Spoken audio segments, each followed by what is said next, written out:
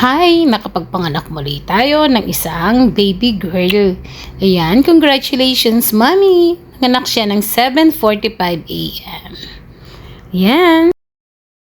Ayan, eto yung nanay. Napakabait at napakadali niyang nanganak. Dumating lang siya ng 6 a.m. Ayan, nag-active labor na siya. Nung IE natin is 3 to 4.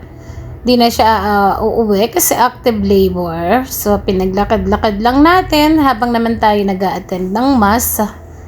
Ayan. Tapos, dire-diretso lang yung kanyang paglalakad.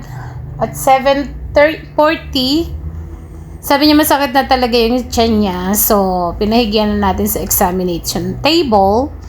Then, nakita nga natin, fully na din. Intact na yung bag. Nakikita na yung bag of water.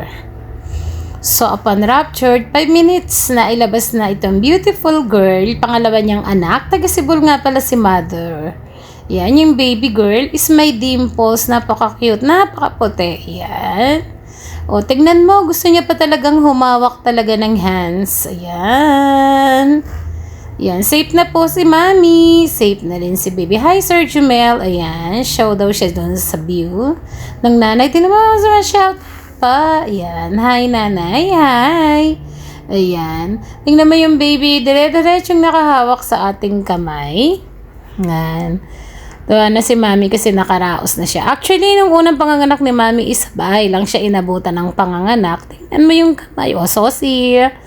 Naka-twinkle. Ayan.